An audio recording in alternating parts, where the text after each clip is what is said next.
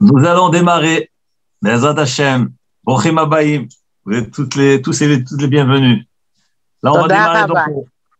avec plaisir, madame, avec plaisir.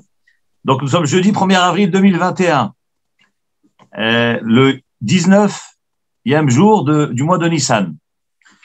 Là, le sujet que nous allons traiter ce soir, ça va être un sujet concernant le Shiratayam, le cantique de la mer Rouge, que le peuple juif a chanté lors de la traversée de la mer Rouge. Et pourquoi ce cours-là, justement, maintenant? Car le Shabbat, le jour du samedi, ce samedi qui va arriver, ça sera le 7e jour de Nissan, 7e jour de Pessah. 7e jour de Pessah, c'est-à-dire que le vendredi soir, c'est la veille du 7e jour. Qu'est-ce qui s'est passé ce 7e jour-là? Alors, je vais vous rapporter un peu ce qui est écrit. Après, on va développer un peu la notion du chant, la profondeur de ce que c'est chanté dans la Torah, dans la prière, et ensuite parler de la Shira elle-même, le Az Yashir Moshe que nous chantons tous les jours dans la prière. Il est rapporté dans le Kaf HaChaim, c'est un livre de loi. Le Kaf HaChaim rapporte au nom du Arizal, dans son livre Peri Etz Chaim, Sha'ar 21, 8e Perek. Je vous rapporte les mots du Arizal, comme tels qu'ils ont été rapportés par son élève Rabbi Chaim Vital. L'El Shvi'i Shel Pesach, la veille du 7e jour de Pessah. Donc cette année, ça va être vendredi soir, c'est-à-dire demain soir. Le L'El Shvi'i Shel Pesach, la veille du 7e, donc c'est la nuit avant le 7e. Tov lakum be'ashmoret baboker.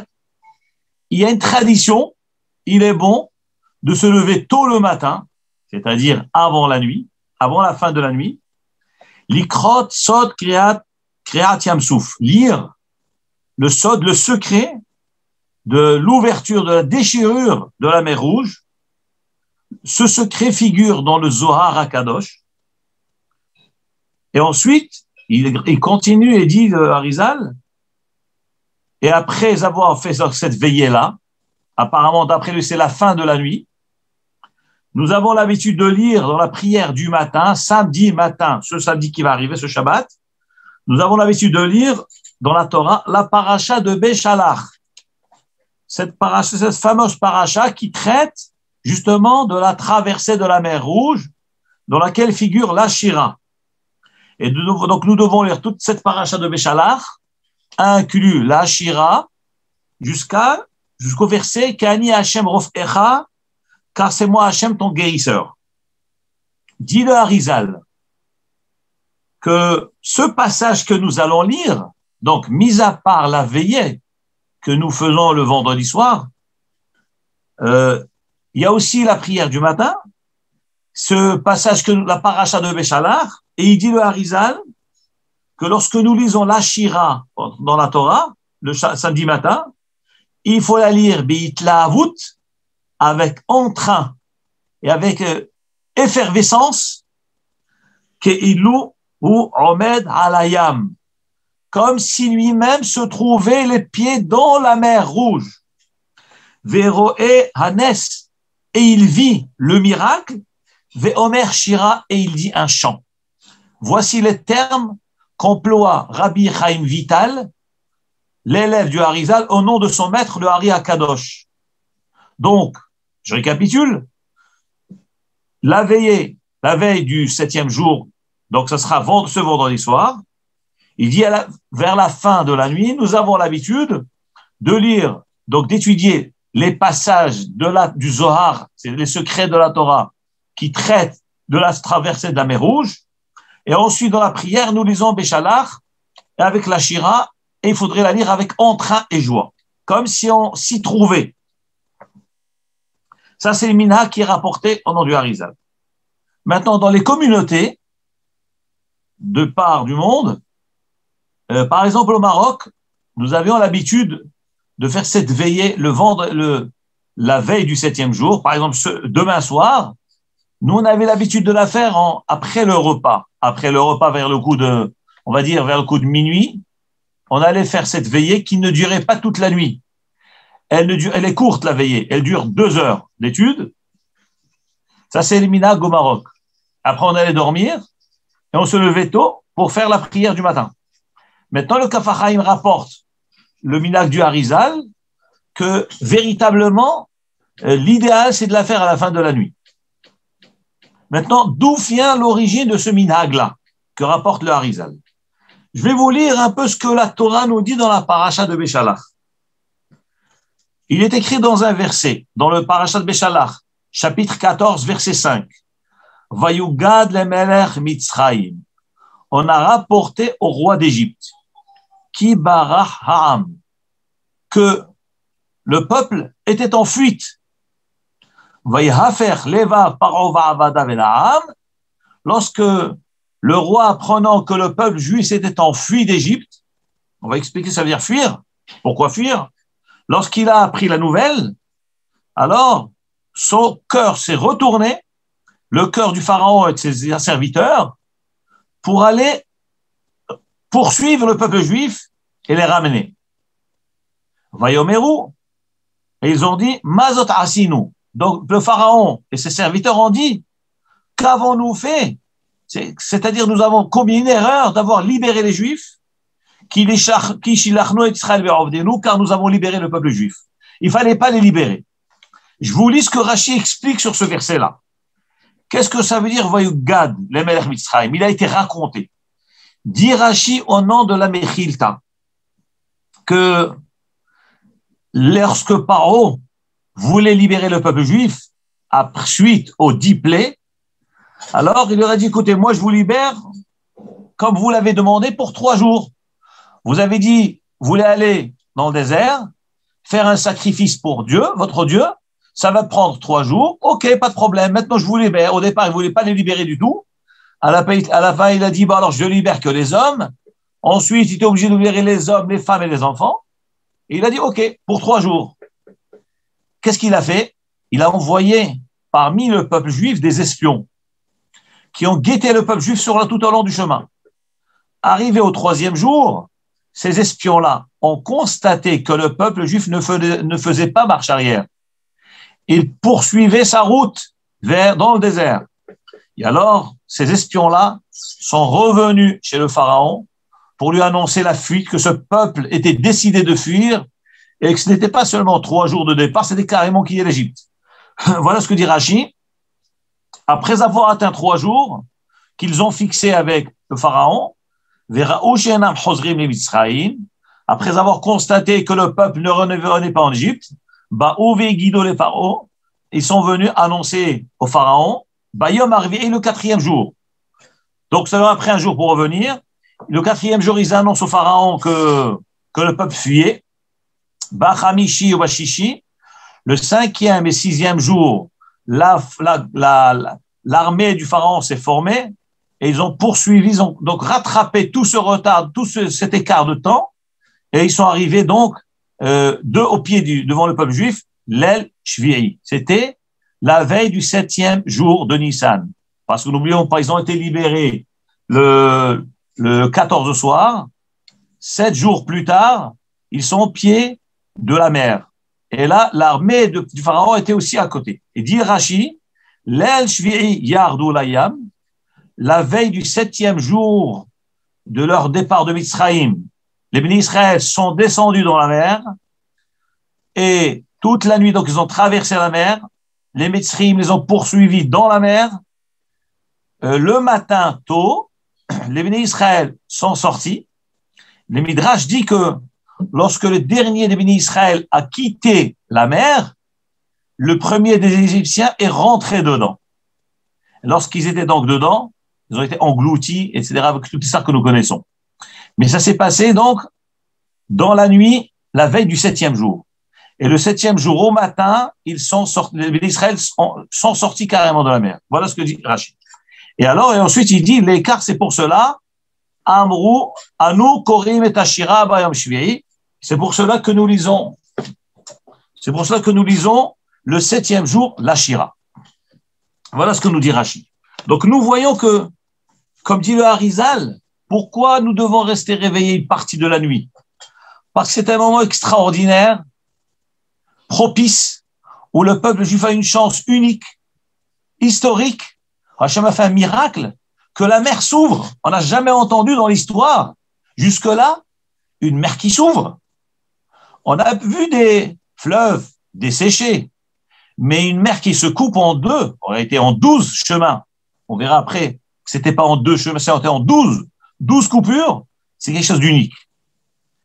Ainsi que tous les nissim qui se sont produits. Et alors, les Chachamim nous disent que chaque année, à la même période, au même moment, précisément au même moment, ces mêmes forces célestes, cette même sainteté, ces mêmes miracles qui se sont produits dans le passé reviennent, ils ont un impact dans le temps. C'est pour ça que nous, à cet instant-là, nous passons un moment d'étude à la même heure que eux pour être mérités des nissim, les miracles de Hachem. Je me rappelle, il y a quelques années, j'étais en Eretz Israël. Bon, j'ai pas assisté ce jour-là à la veillée de 7e jour, mais un de mes frères qui habite à Natania m'a raconté que la communauté de Natania, donc on fait la veillée la veille du 7e jour de Nissan, Pessah, et très tôt le matin, tous les gens se sont retrouvés au bord de la Méditerranée, de la mer, et devant la mer, donc ils étaient, je sais pas, peut-être des milliers, ils ont chanté la Shira. Mon frère m'a raconté qu'on avait l'impression que la mer allait s'ouvrir. C'était incroyable de voir tellement de monde très, très, très tôt le matin. À peine on voyait le jour se lever. Tellement de bénis Israël qui étaient là à chanter la Shira avec une chaleur, avec une effervescence unique devant la mer à Natania.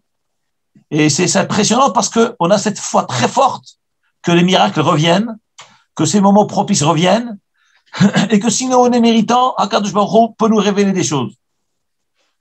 Maintenant, on va revenir à la Shira. Que veut dire chanter? Shira veut dire chanter. Shir, c'est chanter. Quelle différence il y a entre shir et shira? Le shir, c'est le cantique au singulier, au masculin. Shira, c'est une chanson au féminin. Quelle est la différence entre un chant et une chanson? Je ne sais pas en langue française s'il y a une différence, mais dans la Torah, il y a une différence. Cette question-là a été posée dans la Gemara Psachim, posée par Tosfot. À la fin du traité de Psachim, le Talmud nous décrit le Seder de Pessah. Et il nous décrit aussi les brachot que nous faisons tout au long du Seder de Pessah. Le Gemara dit, le Talmud dit, qu'après la lecture de la Haggadah, nous lisons le bracha, Asher Ge'alanu Ga'alvotenu et Avotenu, et après on dit, Venashir Lechashir Hadash, et nous allons te chanter.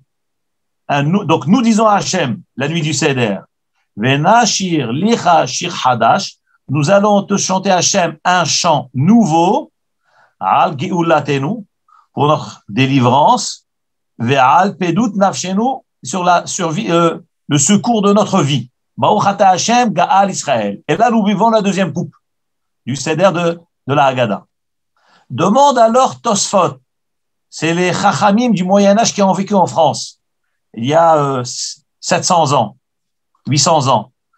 Les Chachamim de Baal Tosfot demandent donc sur ce passage du Talmud. Pourquoi dans cette bénédiction, nous disons à Hashem, nous allons te chanter Shir Hadash, un chant nouveau. Pourquoi pas Shira Hadasha, une chanson nouvelle, comme d'ailleurs, il y a marqué dans la Shira, Az Yashir Moshe d'Israël est à Shira Azot. Il n'y a pas marqué est à Shirazé, il y a marqué est à Shira Azot, au féminin. Dit alors Tosfot.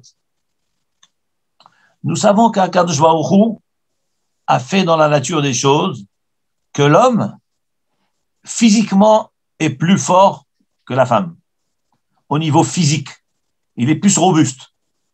Une femme est plus intuitif que l'homme. Mais au niveau physique, l'homme est plus fort.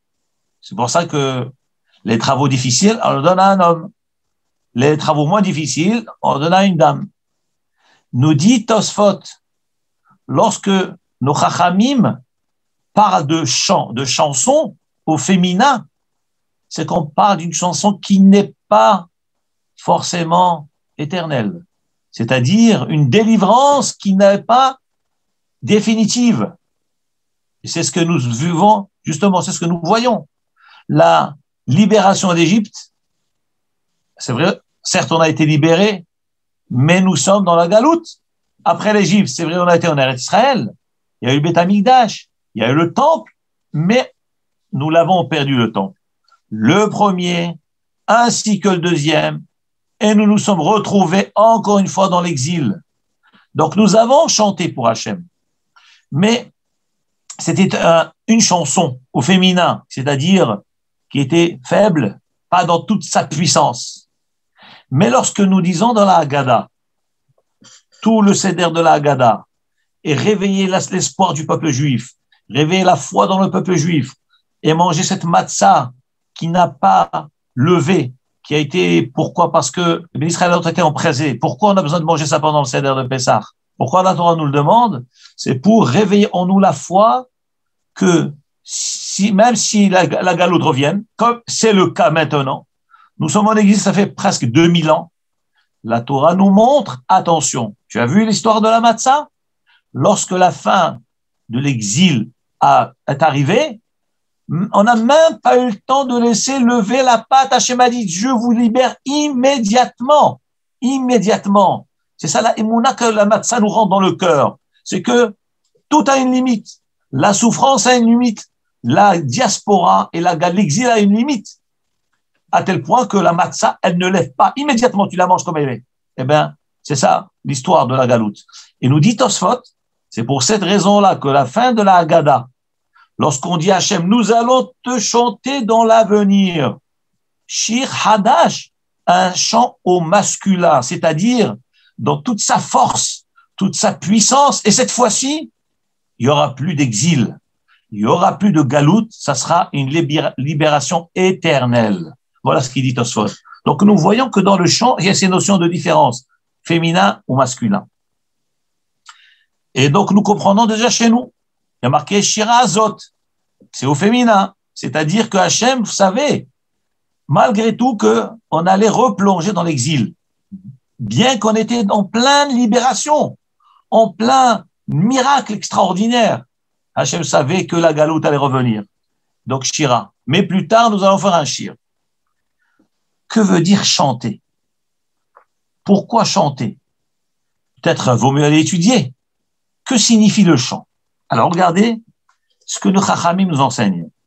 D'abord, je vais vous rapporter un enseignement du Zohar.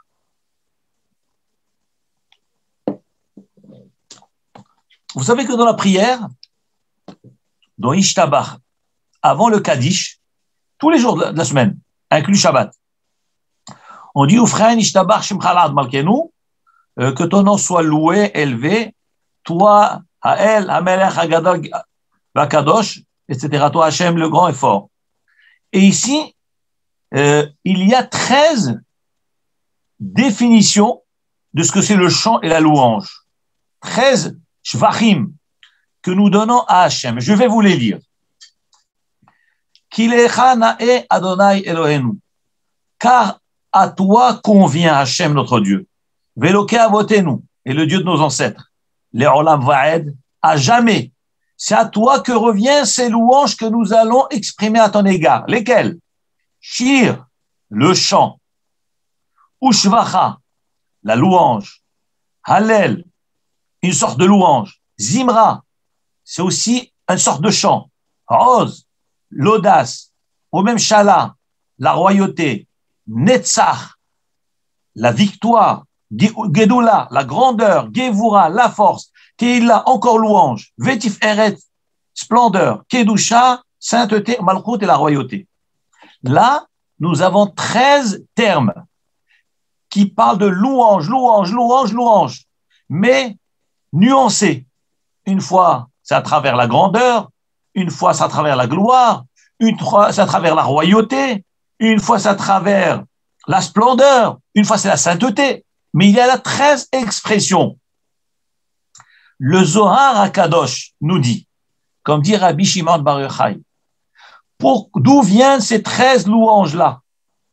Nous dit le Zohar Kadosh, sache d'abord une chose très importante, que ces 13 louanges que nous lisons tous les jours dans la prière, un homme, lorsqu'il s'apprête à les lire, il doit d'abord prendre son souffle, lire tout d'un souffle, d'un trait, sont coupés entre eux, et doucement, mot à mot. Ensuite, les énumérer avec ses doigts, les doigts de la main. Shir, toujours la main droite, qui représente la miséricorde, et compter les 13 louanges de Hachem sur les doigts. Shir, Shevacha, Hallel, Zibraot, etc. Et lentement, et sans se presser, et ressentir un peu chaque mot. Dit le Zohar HaKadosh, pourquoi ces 13 qualités? Il dit que ces 13 qualités, c'est par rapport aux 13 midot de Rachamim, les 13 qualités de miséricorde de Hachem. Donc là, nous parlons de 13 louanges qui sont parallèles et symétriques aux 13 midot de Rachamim de Hakadosh Baruch Hu. Hakadosh Baruch Hu, il est El, Rahom, Vehanon, Erech, Hapayim, Verav Chesed Emet. Il y en a 13 qualités de Hachem. Et ces qualités-là, ces 13 qualités de miséricorde, nous les prononçons le jour de Kippour, tout au long de la journée, plusieurs fois, ainsi que dans le Slichot, pour réveiller la pitié de Hachem. Donc, en l'honneur de ces 13 qualités de Hachem de miséricorde, nous faisons 13 louanges. C'est comme si on disait 13 fois merci Hachem. Hachem, tu es bon et bon. Donc nous, merci Hachem. 13 remerciements, 13 louanges à Hachem qui vont par rapport aux 13 cadeaux que Hachem nous donne, qui sont les 13 qualités de miséricorde de Hachem. Et dit le Zohar HaKadosh, un homme doit faire très attention de ne pas interrompre au milieu de ces qualités-là. Et il dit des choses très graves, celui qui coupe au milieu les 13 qualités de Hachem. Donc ça doit rester en un seul bloc, tout en les lisant lentement et d'un trait. Mais ce qu'il y a à comprendre, que veut dire ces notions de louange et de chant qu'on fait pour Hachem? Dit le Zohar Kadosh, lorsqu'un homme avant la Hamida, avant la prière du matin, la Hamida, il prononce ses louanges envers Hachem, ça c'est des louanges que la Shrina, elle exprime comme une kala, qui maintenant, elle se rapproche du Khatan, elle va aller maintenant dans la choupa avec le Khatan, elle est en train de donner des qualifications à ce Khatan. Tu es comme ci, tu es comme ça, tu es comme ci, tu es comme ça. Et en réalité, c'est le peuple juif qui fait ça en l'honneur de la Kala. Nous sommes les enfants de cette Kala-là, l'Am Israël, et on pas des louanges pour la Kala. Et lorsque le Khatan qui est Hachem, il voit ces qualités extraordinaires de ce qu'on dit de cette Kala-là, alors à ce moment-là, qu'est-ce qui se passe? Dès qu'on arrive au début de la Hamida, dit le Zohar HaKadosh, c'est comme semblable à un roi qui tend le sceptre pour que la Kala puisse le prendre, le saisir. Et la notion de tendre le sceptre, comme d'ailleurs a fait le roi Hachvérosh avec Esther Hamalka, Esther Hamalka avait très peur parce qu'elle n'avait pas le droit de venir chez le roi sans autorisation. Et le signe que le roi l'a désiré, c'est que si le roi tendait le sceptre, c'est qu'il l'a désiré. Et effectivement, c'est ce qui s'est passé. Hachvérosh a tendu le sceptre, Esther Hamalka l'a saisi, c'est que le roi voulait d'elle. Le Gaon de Vilna dit, chaque fois qu'il est marqué dans la Megillah de Esther, il y a marqué un Melech. Le Melech, c'est vrai que dans le sens simple, c'est Hachvérosh. Mais en réalité, le Melech, c'est Malkosh el Olam.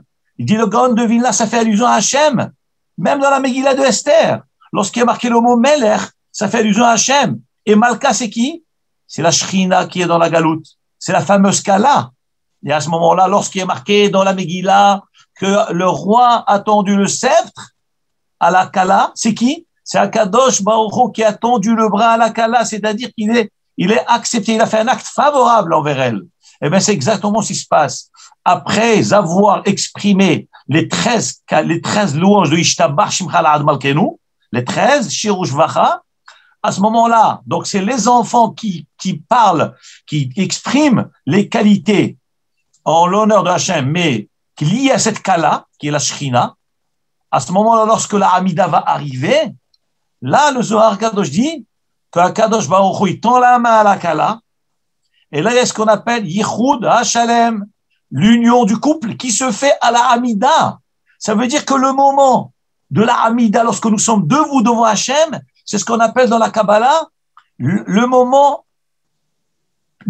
summum de ce qu'on appelle l'union du couple. C'est exactement, c'est pour ça que la Hamida, c'est le moment le plus sacré. Pourquoi? Parce que justement, c'est le moment le plus sacré d'un couple. Le couple, il se prépare, et le moment de l'union sous la choupa, c'est ce qui va caractériser l'attachement fort qui est dans ce couple-là. Et bien, c'est exactement, dit le Zohar, dans la tfila, dans la prière. Lorsque on se prépare avant, on fait des louanges, on dit des mizmorim de David Ameler, de Tehilim, Psouk et des Imra. Et ensuite, tout ça pour quoi faire? Pour préparer le khatan, pour qu'il puisse entendre qu'est-ce qu'on dit de cette cas-là. Quelles sont les qualités de cette cas-là? Et à ce moment-là, lorsque la Hamida arrive, le roi il tend les mains. Je vous dis le terme que le Zohar Kadosh dit. Semolo tahat leroshi, vimino tehabekeni. Ça, c'est un verset qui est marqué dans Shirachirim. Hakadosh Baruch Hu, il tend sa gauche pour la tenir, et ensuite il l'enlace avec sa main droite.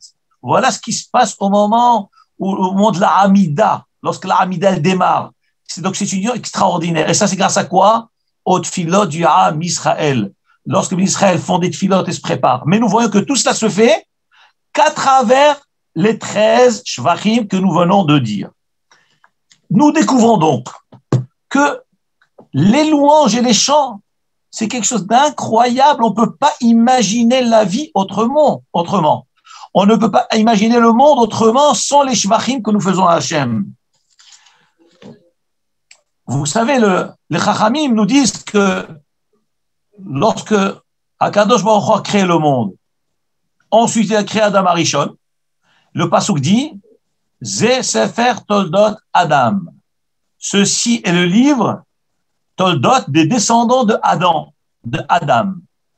Qu'est-ce que ça veut dire? Ceci est le livre de Toldot Adam. Nous dit le Midrash qu'Akadosh Baruch Hu a dévoilé à Adam Arishon tous ceux qui allaient naître de lui, toute l'humanité entière jusqu'à nos jours, jusqu'à la fin des temps, jusqu'à l'arrivée de Mashiach. Puisque nous sommes tous descendants d'Adam Arishon, et nous dit la Torah, Ze Sefer Toldot Adam. Ceci, le livre de la Torah, c'est le livre Toldot des descendants, c'est comme un livret de famille. La Torah, c'est un livret de famille dans lequel se trouve l'histoire de tout le peuple juif. Seulement, nous ne savons pas lire ce livret de famille. Il faut avoir des cochotes pour lire, des bonnes lunettes pour voir. Hakadosh Baruch Hu a révélé à Adam Arishon, Dor, Vedorshav, chaque génération et ses orateurs, Dor, Umanigav, chaque génération et ses dirigeants, Dor, Vechachamav, chaque génération et ses sages. Donc Adam Arishon, il connaît les descendants qui allaient naître de lui. Et voilà que il découvre qu'il y a une âme qui allait naître. Donc, dans ce livret de famille, il voit qu'il y a une âme qui allait naître et qui allait s'éteindre immédiatement. Alors, Adam Arishon demande à Hachem, mais qui c'est cette âme-là? Hachem lui dit, c'est un homme qui s'appelle David Ameler. Il dit, comment c'est possible? David Ameler va s'éteindre. Adam Arishon a dit, je suis prêt à lui donner 70 ans de ma vie. Comme il est écrit, Yemechayenu b'hem shivrim shana. 70 ans, je lui donne 70 ans de ma vie. Adam Arishon était censé naître 1000 ans, vivre 1000 ans. Il n'a vécu que 930 ans. Où sont les 70 ans qui manquent? Eh bien, il les a donnés à David Ameler. Je me suis demandé pourquoi il a donné à David Ameler 70 années.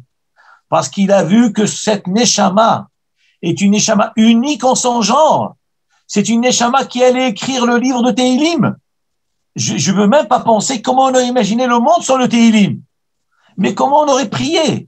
On n'aurait eu aucune prière, aucun Tehilim, aucun Hallel, rien. Mais tout ce que nous faisons tous les jours, c'est grâce à David Ameler. Et donc, il a vu cette Neshama extraordinaire, il lui a donné 70 ans de sa vie. C'est-à-dire que la grandeur de David Ameler, comme la Gemara nous le décrit dans Maseret Brachot, David Ameler, il somnolait comme un cheval. C'est-à-dire qu'il ne dormait pas, il dormait moins de 60 respirations, qui correspond à moins de 30 minutes, moins d'une demi-heure. Pourquoi il dort moins d'une demi-heure? Parce qu'on sait très bien que le sommeil est un 60e de la mort. Et les tzadikim de ce niveau-là, ce degré-là, ne voulaient pas goûter la mort, parce que la mort, c'est de l'impureté. Et David Melech voulait rester d'une sainteté absolue. Il ne dormait jamais. Il dormait toujours moins d'une demi-heure. Shitinishmi, l'Agmara appelle ça 60 respiration, expiration, qui correspond à 30 minutes. Et ensuite, l'Agmara dit, il se réveillait à Chatzot, c'est-à-dire il se ressaisissait, il faisait des shirot vetish bachot l'Hachem. Il faisait des louanges à Hachem.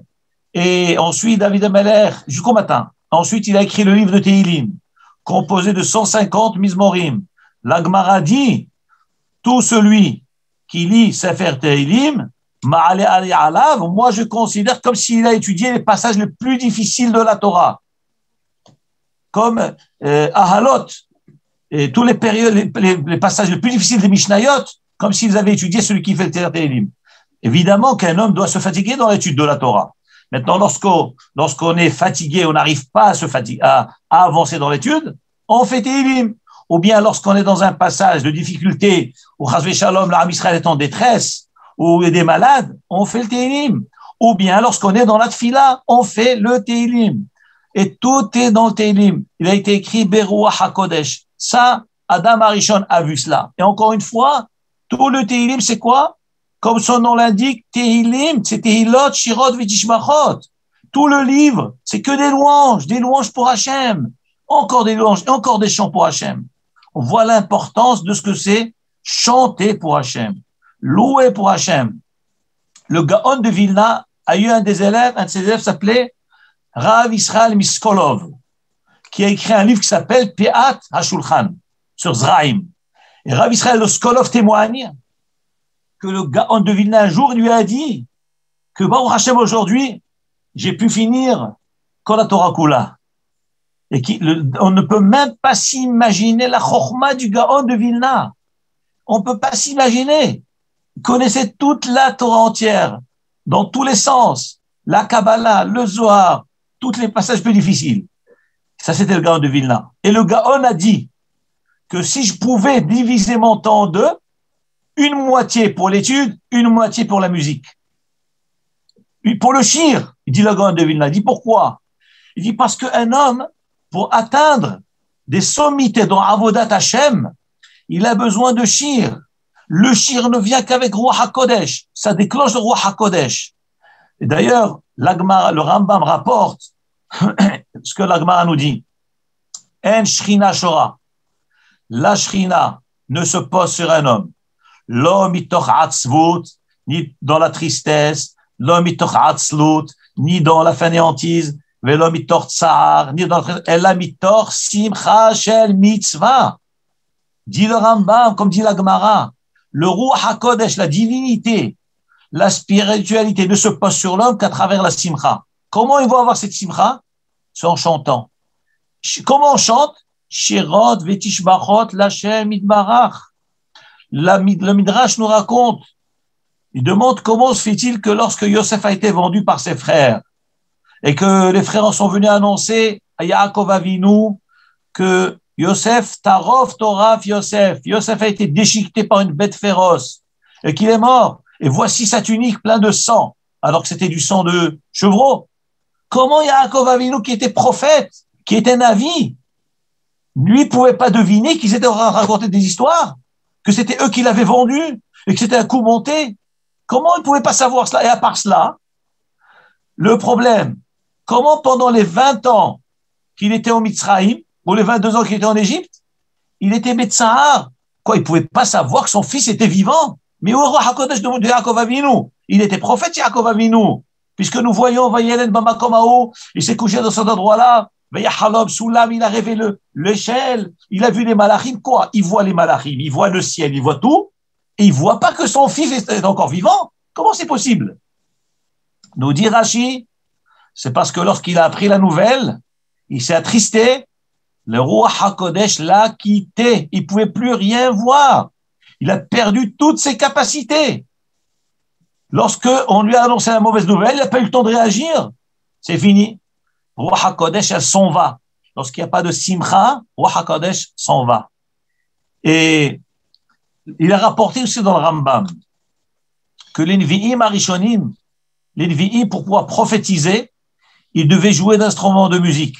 Comme il est écrit dans le verset, Ve'aya, Ka'asher, Kimnagen Hamnagen, Vatanach alav Ruach Hashem. Et lorsque le musicien jouait de son instrument de musique, et l'Esprit divin se posa sur lui. Dit le Rambam de ce passage que nous voyons quoi? Que les prophètes, pour pouvoir prophétiser avec Hachem, ils devaient chanter. Sans le chant, ils ne pouvaient pas avoir Ruach HaKodesh.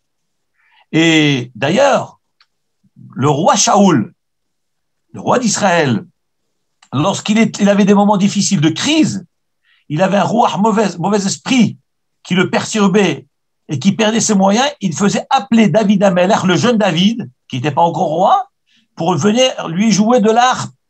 Il jouait devant lui, il retrouvait ses esprits. Nous voyons de là, qu'est-ce que c'est chanter? Qu'est-ce que c'est faire des louanges? Qu'est-ce que c'est la simcha? Eh bien, il faut savoir, dans Avodat Hashem, on ne peut rien faire sans shira.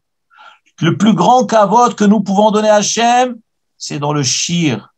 Regardez la tfila. Toute la tfila entière, elle ne parle que de ça. Toute la tfila. Je vais vous prendre, regardez Nishmat Kol Chai. Ce que nous lisons le Shabbat matin. Nous disons dans la tfila, donc Nishmat Kol Chai, l'âme de tout vivant te bénira toi Hashem, ainsi que le souffle Kol Basar Tefa'er toi-même. Zichricha Makenu Tamid, Mina Olam. Donc, tous les termes qui sont marqués là, c'est que des termes de louange. Et après, nous disons, Bemikalot Rivevot Amecha Israël, dans l'assemblée du peuple juif, Sheken Chovat Kol Haetzurim, car c'est ainsi l'obligation de toutes les créatures. Lefanecha Adonai Eloheinu ve'avotenu, devant toi, Hachem, notre Dieu, Dieu de nos ancêtres. Quoi? Quel est le devoir des créatures? Les hodot, les hallel, te louer, te glorifier, te faire des éloges, les fa'er, encore louer, les romains, t'élever, les hader, les natseach. Mais c'est incroyable. Toute la prière, du début jusqu'à la fin, elle ne parle que de ça. C'est-à-dire qu'en finalité, je vais vous révéler quelque chose. Pourquoi l'être humain a été créé? Pourquoi l'univers a été créé? C'est pour la Terre. Pourquoi la Terre a été créée? Pour les humains. Pourquoi les humains ont été créés? Pour le peuple juif. Pourquoi le peuple juif a été créé? Pour une chose. Louer le maître du monde. Prenez n'importe quelle mitzvah de la Torah.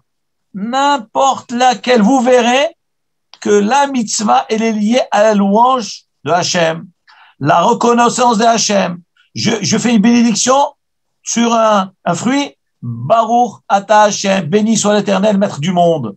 Je loue Hachem. Le shofar, béni soit l'Éternel, qui nous a donné ça du shofar, etc. Donc, tout est lié aux louanges de Hachem. On voit de là, qu'est-ce que c'est la force de la louange de la Shira. La Gemara, dans le traité de Sanhedrin, nous dit qu'il y a eu un roi qui s'appelait Chizkiyahu. Chizkiyahu, le roi de Yehuda. Lui, Hachem a voulu le nommer Melech HaMashiach. Il devait être nommé Melech HaMashiach, roi Mashiach.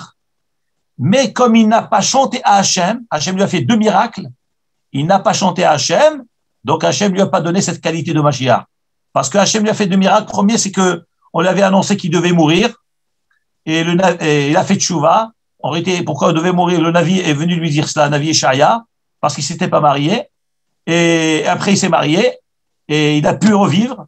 Hachem lui a fait ce nes. Deuxième nes, c'est avec Sanherib, le roi de Hachour, qui a attaqué Yerushalayim la nuit du Seder de Pessah. Et Hachem a fait un miracle que toute l'armée de Sanherib, qui comptait plusieurs millions de soldats, qui siégeaient autour de Jérusalem la nuit du Seder de Pessah, ont été tous anéantis par le claquement de doigts d'un ange du ciel.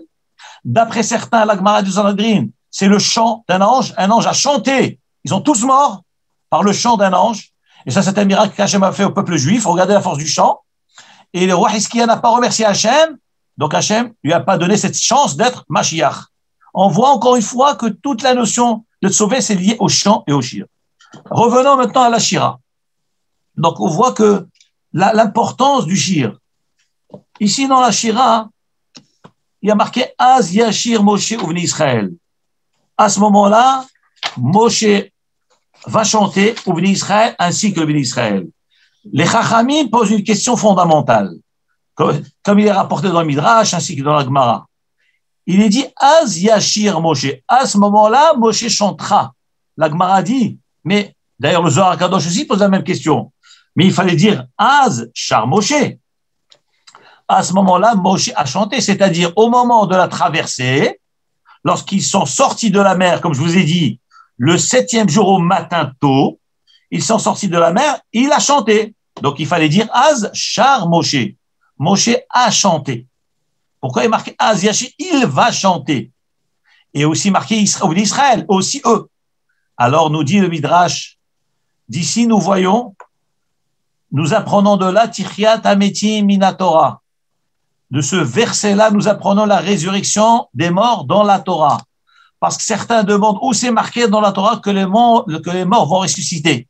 Eh bien voilà, dit le Talmud, comme il est marqué Az Yashir Moshe, Moshe chantera, c'est-à-dire de la même manière qu'il a chanté au moment de la traversée de la mer Rouge, eh bien il va chanter après. Quand ça après?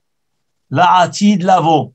Dans la reconstruction du 3e Beth Amikdash, Moshe ainsi que le peuple juif vont chanter. Donc nous voyons de là, Tichyat Hametim, que Moshe Rabbeinu va se relever, les morts d'Israël vont se relever et ils vont pouvoir chanter comme ils ont chanté sur la mer Rouge, ils vont chanter à la venue de Mashiach. C'est pour ça que c'est marqué Az Yashir Moshe. Il chantera dans l'avenir. Le Midrash nous rapporte dans Perek Shira, Tanya, Rabbi Eliezer Omer. Rabbi Eliezer dit Kol Omer Shira Ba'olam Hazeh, tout celui qui dit un chant dans l'Olam Hazeh, Zoché ve'omra le'olam haba, il va aussi la chanter dans le monde à venir. Chez Nehemar, comme il est dit, Az Yashir Moshe, ainsi Moshe chantera. Car il n'est pas marqué Moshe a chanté, il est marqué Moshe chantera. Que nous dit cet enseignement-là? Ça s'est rapporté dans un livre qui s'appelle Perek Shira, c'est un Midrash sur la Shira. Qu'est-ce que ça veut dire? Le Midrash dit que de la même manière qu'un homme, celui qui a le mérite de chanter dans ce monde-ci, eh ben, il aura le mérite de chanter dans l'Olam haba. Qu'est-ce que ça veut dire? Sachant que, n'oublions pas, que le mot chanter, ça veut dire louer Hachem, donner des louanges à Hachem, glorifier Hachem, honorer Hachem. Ça, c'est chanter. Celui qui, tout au long de sa vie, il remercie Hachem pour tout ce qu'il lui donne. Et il remercie Hachem pour tout ce qu'il ne lui donne pas. Comme j'ai dit à mon ami M. Avali ce matin, on a discuté de cela. Qu'est-ce que ça veut dire remercier Hachem pour ce qu'il ne nous donne pas? La Gemara, dans le traité de Brachot, dit de la même manière qu'un homme a l'obligation de remercier Hachem pour les bonnes choses, il doit remercier Hachem pour les mauvaises choses. Qu'est-ce que ça veut dire mais les mauvaises choses, ça fait mal. La réponse est, étant donné qu'Akadosh Baruch Hu, tout ce qu'il donne, tout ce qu'il nous fait, c'est pour notre bien. Donc, il faut toujours le remercier.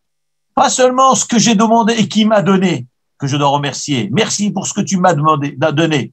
Mais même les choses que j'ai demandées et que Hachem ne m'a pas donné, je dois aussi le remercier. J'ai en tête des histoires tristes de quelqu'un qui a acheté un scooter à son fils et le fils a insisté. Le père sentait qu'il y avait un danger dans ça. Et il a dit, écoute, mon fils, tu veux, bon, tant pis. Il lui a acheté. Et malheureusement, il a fait un accident avec. Alors, est-ce que c'est un bon cadeau? Non, c'est pas un bon cadeau. Eh bien, des fois, on insiste devant Hachem, je veux. Mais ce n'est pas forcément bien pour nous. Si Hachem, il ne nous donne pas, non seulement il ne faut pas se révolter, mais il faut dire merci Hachem que tu ne me l'as pas donné.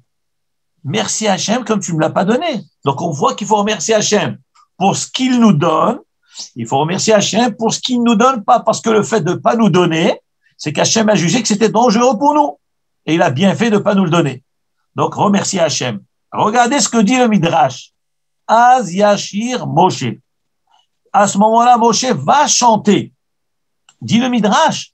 De cette parole-là, nous apprenons que tout celui qui chante dans ce monde-ci, il aura le mérite de chanter dans le monde futur. Qu'est-ce que ça veut dire? C'est un grand enseignement pour nous. Celui qui sait dire merci dans l'Olamazé, eh ben, il pourra véritablement apprécier son merci dans l'Olama Emet. Après 120 ans, on va comprendre vraiment. Vraiment, on va dire un merci du fond du cœur, parce que sur cette terre, dans un monde obscur, il y a beaucoup de choses qu'on n'arrive pas à comprendre. Je dis merci, mais je comprends pas. Il faut le dire du fond du cœur, parce que si tu le dis du fond du cœur, tu seras zoré que dans le monde à venir, tu verras le vrai sens de ton merci.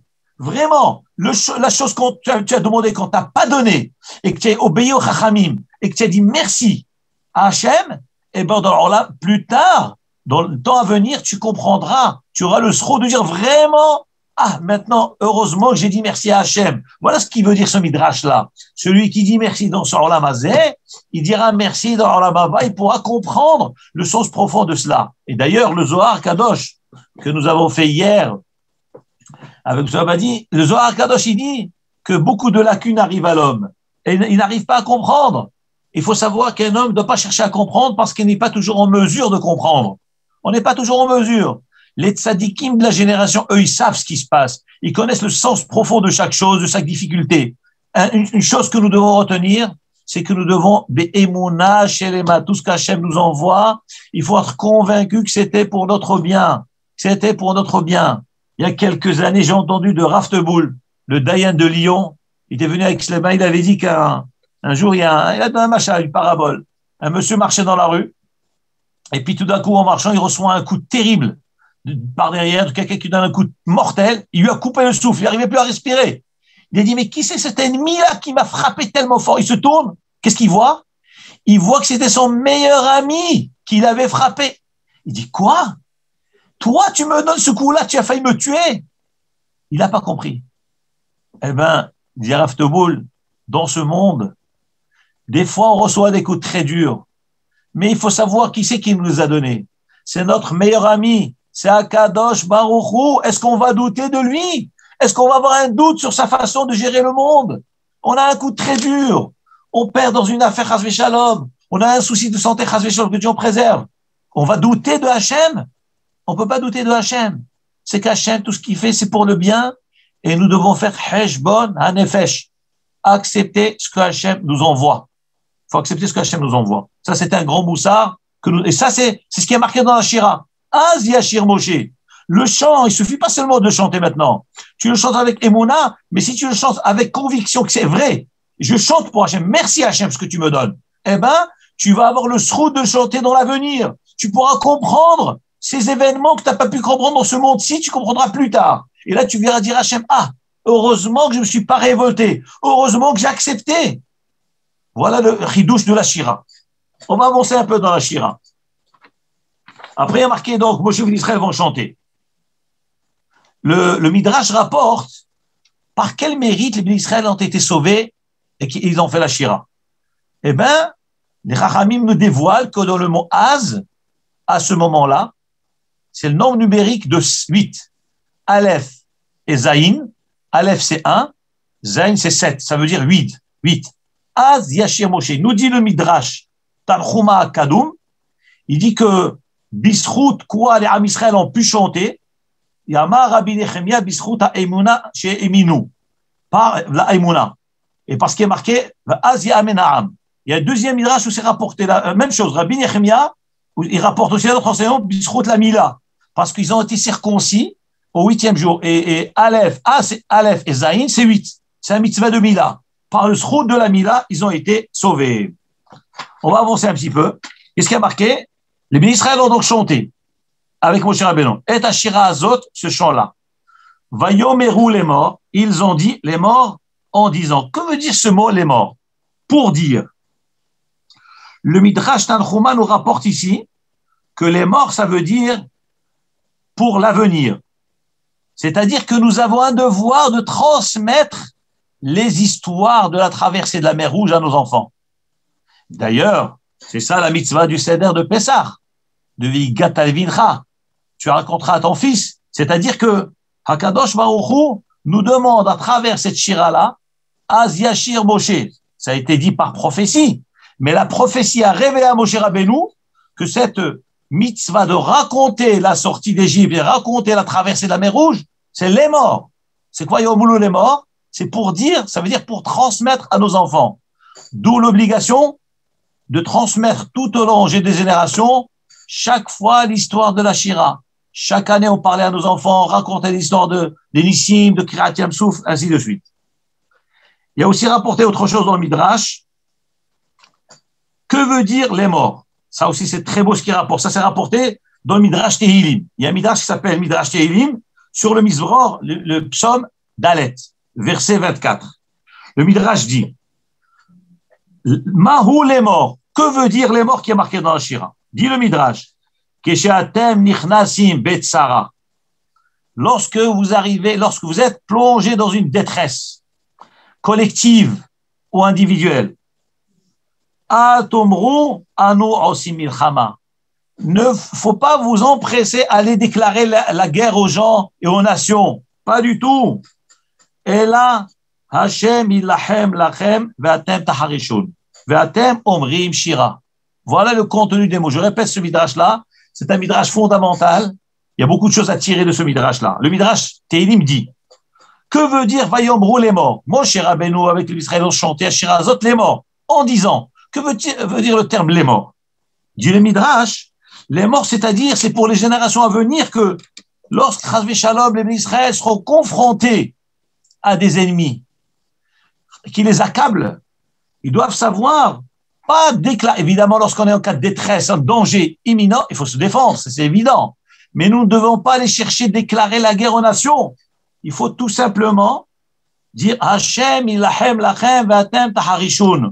Hashem fera la guerre pour vous. Comme il est écrit dans Mitzraïm, on était incapable de les convaincre, de les vaincre. Hakadosh Moshe Rabbeinu a dit Hashem ilahem lachem. Il a dit de dire au peuple Hashem fera la guerre pour vous.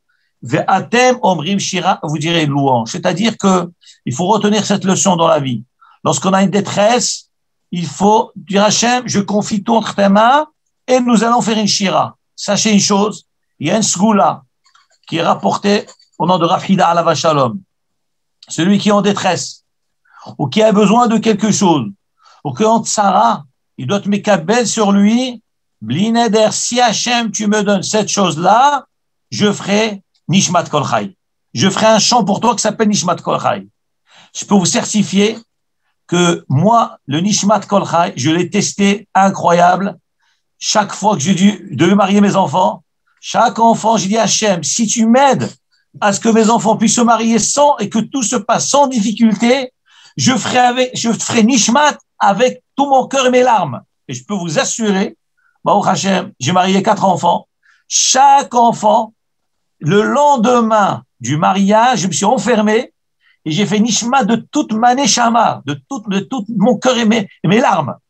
Mais c'est extraordinaire quand vous comprenez les mots de Nishmat. Mais vous effondrez, c'est incroyable les mots qu'il y a dedans. Et chaque fois, j'ai fait ça. Et avant le mariage, avant le shidour, j'ai promis, et Baruch Hashem, ça s'est réalisé. Tout bien, Bechesed Hashem, Nissim V'Niflaot. Et je peux vous dire, j'ai encore des choses en tête. J'ai dit Hashem, tu me donnes telle chose, je ferai Nishmat.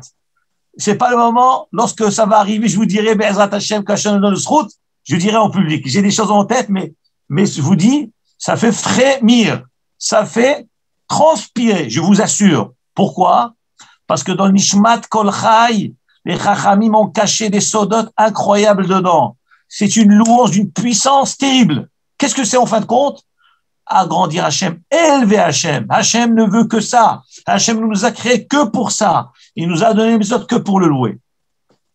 Il y a marqué aussi dans la Shira, Ki gao ga'a, donc Ashira l'Adonai, je chante à Hachem, donc la notion de chanter veut dire louer. Ki gao ga'a, car orgueil, il s'est orgueilli. Sous verochevo ramabayam, le cheval. Sous, le cheval, verochbo et son cavalier, il a jeté dans la mer. Rachid demande, mais au nom du Midrash, pourquoi marquer Ki gao ga'a, car orgueil, il s'est orgueilli. Alors, nous dit Rachid, c'est que l'habitude, lorsqu'on est dans un champ de bataille, un homme, il y a des cavaliers sur les chevaux, on se bat pour faire tomber le cavalier du cheval. Une fois qu'on l'a fait tomber, on a gagné. Mais le cheval s'échappe. Mais ici, Hakadosh Baruch Hu, non seulement il a fait tomber, il a pris le cavalier et le cheval, il les a noyés tous les deux dans la mer. C'est ce qu'on appelle Ga'o Ga'a, puissance de puissance. Donc, ça veut dire qu'Hachem, il n'est pas comme les humains, au-delà de l'humain. Et on remercie Hachem pour chaque élément qu'Hachem a fait. Pas seulement qu'il a tué nos ennemis, il a fait noyer l'ennemi, il a pris l'ennemi et le cheval. Maintenant, sur cela va se poser une question fondamentale. Qu'est-ce que le cheval a fait dans l'histoire? Qu'est-ce que le cheval a fait dans l'histoire? Nous avons des ennemis. On détruit les ennemis. Pas qu'on cherche à détruire les humains, nous. En Israël, c'est le peuple le plus humaniste du monde. C'est le peuple juif. Mais lorsqu'on a un ennemi qui s'oppose à nous, qui met notre vie en danger, eh ben, la Torah nous donne le droit de nous défendre. Et la preuve, c'est que pas seulement contre un non-juif, même contre un juif. C'est un juif, un frère, notre frère, juif comme nous, est sur le point de mettre notre vie en péril, eh ben, la Torah nous donne l'ordre, non seulement le droit, mais l'ordre et le devoir de se défendre au péril de la vie de l'autre. Même si je tue l'autre, c'est une mitzvah, comme est marqué, Chayecha Kodmin. Et la Gemara dit, celui qui vient pour te tuer, commence par tuer toi en premier. Donc c'est une mitzvah de la Torah. Si on est en danger, on se défend. Donc comment ici, on est en train de dire que le cheval et le cavalier. Le Chachamim m'explique. Regardez, c'est extraordinaire. Ils disent que ici le cheval, pourquoi il a été puni? Parce que le cheval a servi à l'Égyptien. L'Égyptien, c'est l'ennemi. Le cheval, c'est le moyen qui l'a aidé à aller poursuivre le juif. Donc, quand Hachem punit, Hatsur Tamim Paolo, Hachem il punit d'une manière émette, vraie. Il punit donc l'homme, il punit celui qui a servi à cet homme-là, qui a servi pour attaquer le peuple juif. Alors, nous disent les Chachamim, si déjà dans la punition, Hakadosh Baruch Hu, il a puni non seulement l'homme, mais même celui qui l'a aidé à cet homme à vouloir faire du mal.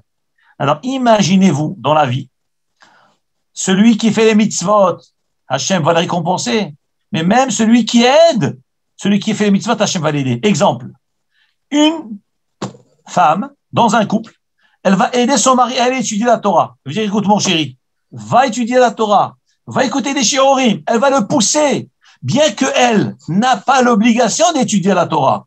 L'obligation d'étude s'impose à l'homme. C'est une chose qui concerne l'homme, pas la femme. Eh bien, une femme qui va pousser son mari à aller étudier la Torah, Hakadosh Baruch Hu va la récompenser. D'où on apprend ça? De là. Si déjà pour la punition, Chas v'Shalom, Hakadosh Baruch Hu a puni l'animal. L'animal, parce que l'animal, en fait, quand il n'a rien fait, mais seulement il a aidé, il a contribué à cette haine de l'ennemi qui est l'Égyptien, donc il a été puni. Eh bien, les Havdil, Hakadosh Baruch Hu nous dit dans sa sainte Torah, une personne qui va aider une autre à faire les mitzvot, à combien? C'est Kol Sheka, plus forte raison qu'Hakadosh Baruch Hu va la récompenser par cette mitzvah extraordinaire. Vous savez bien que dans la Torah, la mitzvah d'avoir des enfants ne concerne que l'homme. La femme n'a pas le chiyuv d'avoir Peria Verivia. Eh bien, le fait qu'une femme se marie avec un homme, pour pouvoir donner naissance à des enfants, eh bien, elle participe à cette mitzvah, elle est récompensée comme le mari. C'est extraordinaire.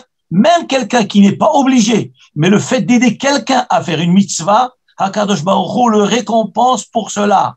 J'ai entendu de mon maître, Rabbi Reuven Elbaz, qui est à Aix-les-Bains, qui était mon Magitchio. Il a dit une fois, un homme, pour avoir Olam Haba, qu'est-ce qu'il lui faut?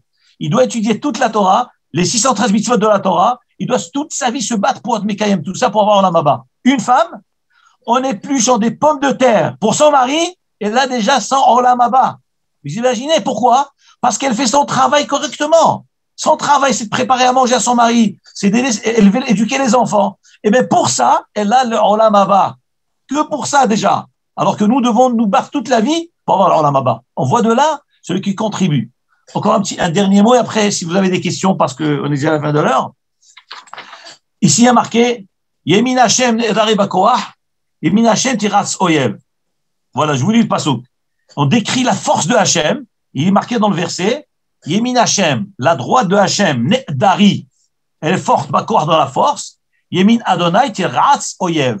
La droite de Hashem, elle fait trembler l'ennemi. Là se pose une question.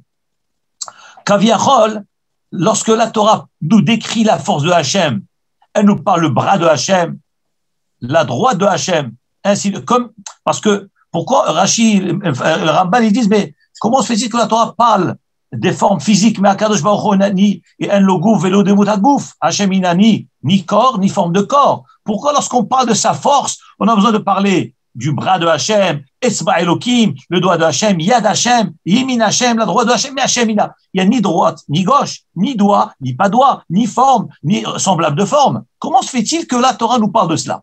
La réponse, et les Rishonim disent que notre esprit ne peut pas concevoir des notions qui ne sont pas de notre monde, qui sont totalement spirituelles. Donc, pour pouvoir saisir les notions, la Torah, elle habille ces notions-là dans un corps physique humain. Lorsqu'on parle du bras, donc forcément, on sait que dans un corps, il y a un bras droit, un bras gauche. Lorsqu'on dit Yemin Hachem, la droite de Hachem, on sait que la droite, c'est plus fort que la gauche. Donc la main, lorsqu'on dit Yemin Hachem, la droite de Hachem, c'est-à-dire avec grande puissance, Hachem nous a sauvés. Mais la question qui se pose dans ce verset, il y a marqué la droite de Hachem, Ne'dari, Ne'dar c'est force avec, elle sauve avec force. Yemin Hachem et la deuxième droite, Tirat Soev, elle fait trembler l'ennemi. Mais c'est pas comme ça qu'il fallait dire. Il fallait dire la droite, elle fait ceci et la gauche, elle fait cela. Que veut dire droite et droite? Un homme, il a une droite et une gauche. Que veut dire droite et droite ici? Nous dit le Midrash quelque chose d'extraordinaire. Écoutez bien. Dit le Midrash, c'est vrai que dans le corps humain, il y a la droite, il y a la gauche. La droite, c'est la force. La gauche, c'est moins fort. La droite, c'est la miséricorde. Et la gauche, c'est la rigueur. Lorsqu'on dit qu'Hachem, avec sa droite, il a sauvé Am Israël, lorsque Am Israël est dans le chemin de la Torah, il est attaché à Hachem, même le bras gauche de Hachem, qui normalement est censé représenter la rigueur et la dureté avec nous, même cette gauche, elle se transforme en droite, elle se transforme en miséricorde. Donc du coup, nous avons, comme si on parlait d'un homme, Kaviachol, qui a deux bras droits. Il est fort des deux bras. C'est-à-dire que Hachem, il est tellement bon avec nous. Alors que même, donc non seulement la main droite de Hachem, Ne'dari Bako, elle est forte dans la force de nous sauver, mais même la gauche qui est censée être la rigueur, la dureté contre nous, elle-même, elle se transforme en une deuxième droite pour notre bien. On voit de là la force de ce que c'est être attaché à Hachem. Le fait de faire avodat Hachem, de plaire à Hachem, de faire la volonté d'Hachem, eh ben, on transforme la rigueur en miséricorde. Donc, du coup, il n'y a pas une main droite, une main gauche, ou un bras droit, un bras gauche. On a deux bras droits. C'est extraordinaire. Donc, on transforme tout en miséricorde. Il n'y a plus de rigueur. Tellement, voilà, c'est ce qu'on voit de ce passouk-là. Là, nous sommes déjà à la fin de l'heure. Maintenant, on aurait pu continuer, mais si vous avez des questions, avec grand plaisir. Je vous écoute. Bonsoir, Rav Rayon. Une petite question. La Shira, c'est Moshe Rabbeinu. Ouais. Et à la fin de la Shira, on a une autre Shira avec Myriam. Quelle différence? Pourquoi Myriam a ajouté encore une autre Shira et que c'était les femmes qui ont chanté? Quel était le but? Pourquoi est-ce qu'il y a une raison? Quelle différence il y a entre les deux? Ouais. C'est pas ajouté en plus de trop? Sûrement pas. Ouais. Alors, là, il faut se comprendre que là, nous avons un très grand enseignement, le pouvoir de la femme, la puissance d'une femme. On ne peut pas s'imaginer ce que ça veut dire. D'ailleurs, il y a marqué là, les Farshim disent que Myriam, elle s'est levée, Vatikar Myriam, Anevia, Achot Aaron, Myriam s'est levée, elle a pris des instruments de musique. Mais d'où elle avait les instruments de musique? Regardez la émouna d'une femme. Regardez elle savait, elle était Nevia, Myriam. C'était une prophétesse. Elle a vu Beruach HaKodesh, car Israël est sauvé. Elle a amené avec elle d'Égypte des instruments de musique, des tambourins, des tambours, parce qu'elle savait qu'Akadosh Baruch Hu allait sauver Israël. Et donc, elle a préparé son chant. Elle a pris les instruments pour remercier Hachem. Voilà ce que c'est la force d'une femme. Et nous apprenons aussi autre chose. La shira d'une femme, il n'y a pas marqué qu'elle était avec les hommes. Il y a marqué, elle devait chanter. On voit de là le devoir de chanter. Tout le monde doit chanter. Les hommes et les femmes. Mais nous voyons autre chose. les hommes d'un côté, les femmes de l'autre. Pas de mélange. Myriam a réuni toutes les dames et elle leur a dit, chantez maintenant avec moi, Shirou Lachem Kiga Ogaa. On voit de là, d'abord, la prophétie d'une femme, le kohar de Myriam, qu'elle avait tout prévu avant, la pudeur de Myriam et le besoin du chant d'une femme. Parce qu'on ne peut pas s'imaginer l'effet que ça a lorsqu'une femme, elle chante devant Hachem. La Gemara dit, un homme doit faire très attention par rapport au respect de la femme, parce que Dima'atah Metsuya, parce que sa larme est très courante. Un homme ne pleure pas facilement. Une femme, elle pleure facilement. Pourquoi? HaKadosh Baruch Hu l'a dotée d'une sensibilité extrême. Elle a une bina particulière. Elle a une sensibilité particulière. Et cette bina-là, c'est ce qui donne toute la valeur à la femme. On va pas dire, oh, elle est très molle. Pas du tout. Dans un foyer, on a besoin d'un mari qui est rigoureux et on a besoin d'une maman qui est douce. C'est comme ça qu'un foyer, on n'a pas besoin dans un foyer de 2 hommes ou de 2 femmes. On a besoin d'un homme et d'une femme. On a besoin d'une rigueur et on a besoin de douceur. On peut pas avoir dans un foyer un homme qui est dur et une femme qui est dure. Ou bien un homme et une femme qui sont tout doux tous les deux. Sinon, ça peut pas marcher. Ça ne peut pas marcher. On a besoin d'une rigueur qui est l'homme. On a besoin d'une douceur qui est la femme. Évidemment, ça ne veut pas dire, ça n'écarte pas la douceur de l'homme ni la rigueur de la femme. Une femme aussi peut être rigoureuse.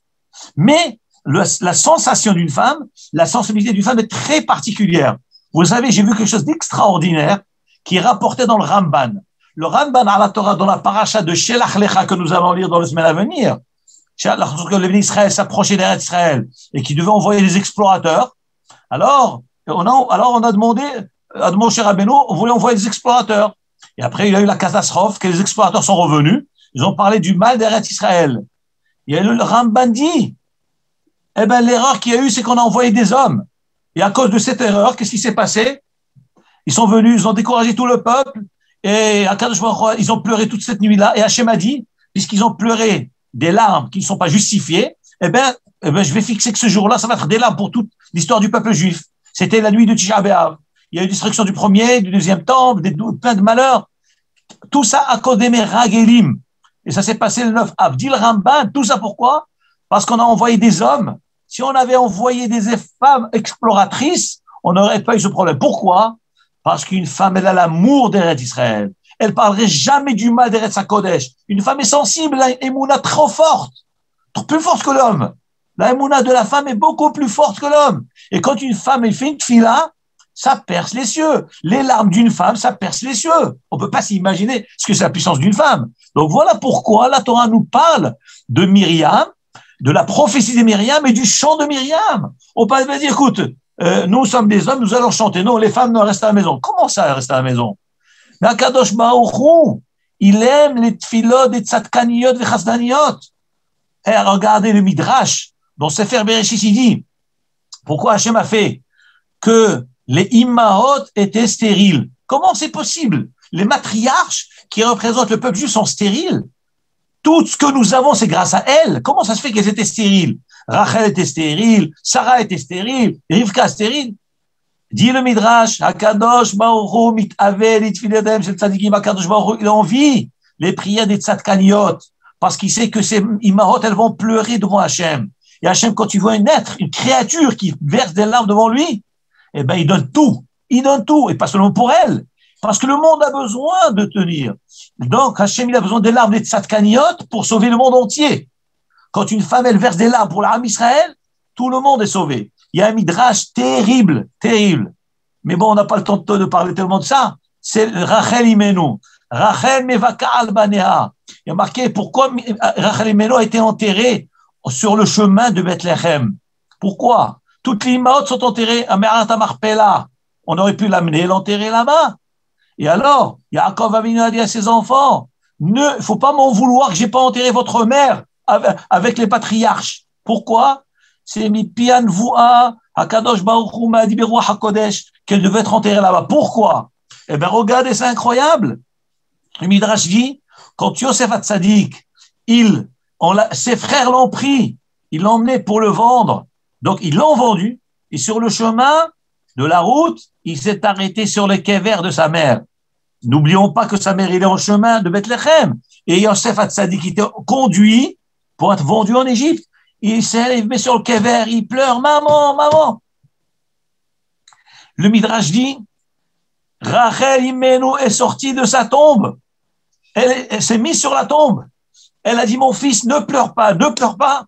Moi, je suis entré ici exprès pour toi. Parce que je sais que tu vas en galoute. C'est pas seulement toi et tous tes frères et le peuple juif va en galoute. Et moi, je vais être ici, je vais pleurer devant Hachem pour qu'il les ramène. Et c'est ça ce qui est marqué dans le Navi Ishaïa. Rachel kol berama nishma. Nehi bechit amrorim. Ça, c'est une prophétie qui est rapportée. Il y a un son dans les hauteurs qui est entendu. Nehi bechit amrorim, des lamentations, des pleurs. Qui c'est? Rachel mevaka al banea.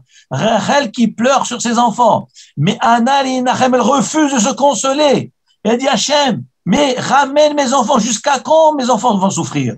Et Hachem, il va lui dire, Veshavu, Banim, les Gvoulam, ne t'inquiète, Rachel, Miri kolech mi bechi, cesse de pleurer, je te promets que tes enfants vont revenir. Alors, ça, c'est des psukim dans le Navi, ça. Et on voit de là la puissance des larmes d'une femme.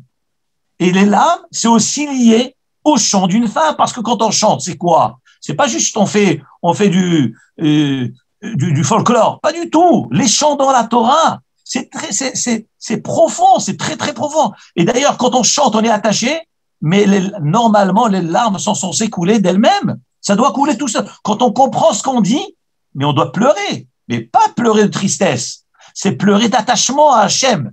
C'est ça ce que c'est le chant. Et Hachem, il veut ces larmes-là. La Gemara dans le traité de Brachot dit, Kol ha-she'arim, depuis Horban Beit Hamikdash, toutes les portes sont fermées, Chutz mi-sha'arei dim'a. Mis à part les portes des larmes, ça perce les cieux. Quelqu'un qui verse des larmes, même qu'on n'a pas de Beit Hamikdash, on est en galoute, Hakadosh Baruch Hu est obligé d'accepter. Et regardez ce que c'est les larmes d'une femme. Ça, c'est les chants de Myriam. Voilà. À vous maintenant. J'aurais pu continuer, mais je vous laisse quand même parler. Très, très joli. Avec plaisir. Rabbi, bonsoir. Erev Tov, Monsieur Gaon, ça fait toujours plaisir de vous entendre. C'est réciproque. Comment allez-vous? Baruch Hashem, quand je vous entends, je vais très bien. Merci. Rabbi, juste pour reconfirmer, parce que vous parlez le même langage que moi, un des plus grands sages de ce monde, Rabbi Akiva, s'il n'avait pas eu la femme qu'il a eue pendant 21 ans de sacrifice, ce serait jamais Rabbi Akiva. C'est elle qui l'a poussé à la religion. C'est une des confirmations de tout ce que vous dites concernant les femmes et que Dieu les garde toujours dans notre vie. Il y a une question de ce que vous avez dit qui est très important aussi. Vous savez, vous avez dit qu'il ne faut jamais, jamais se laisser faire et que si quelqu'un veut vous faire mal, vous devez vous défendre. Attention, en danger de mort, j'ai dit. En danger de mort. De mort. Je fais attention. Est-ce que si quelqu'un vous blesse, qui est presque une blessure, qui peut être une blessure irréparable, qui s'appelle une fierté, un amour propre, un respect d'autrui, est-ce qu'il n'y a pas dans la Torah aussi une manière de revanche à un moment donné dans l'acte qui vous a été, je vous dirais, faire mal? Est-ce qu'on doit accepter et baisser la tête et dire OK, ou bien est-ce qu'il n'y a pas cet esprit de, pas de revanche, mais de trouver le moyen aussi de marquer ce point? C'est un peu différent que de tuer ou de se battre pour se sauver. Mais je sais que blesser quelqu'un peut faire beaucoup plus mal que de le tuer. Vrai. Alors, humblement, je vous donne mon point de vue. D'abord, une petite remarque sur Rabbi Akiva. Rabbi Akiva, c'était 24 ans. À 21, c'était 24. Mais c'est magnifique ce que vous avez dit. Ainsi confirme le Talmud d'ailleurs. Le jour où Rabbi Akiva, avant de se marier, Rachel, qui était la femme de Rabbi Akiva, lui dit, écoute, toi tu es le berger de mon père. Calva sa voix. comme la Gemara, le Talmud dans le traité de Gittin nous rapporte. Et donc, elle lui dit, écoute, moi, je veux marier avec toi. Et on sait très bien que le père, son père à elle, a refusé. Il a dit, comment?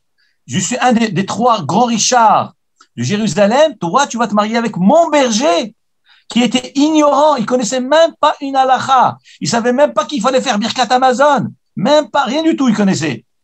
C'est une humiliation pour nous.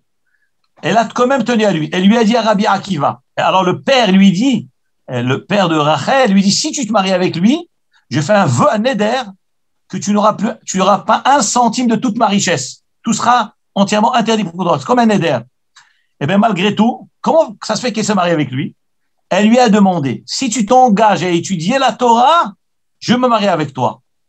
Il lui a dit, je m'engage à étudier la Torah. Elle s'est mariée avec lui. Bon, les Midrash donnent plein de détails, qu'au départ, il ne voulait pas y aller, il avait honte et tout. Il a été pendant 24 ans. Il est revenu avec 24 000 élèves. 24 000 élèves.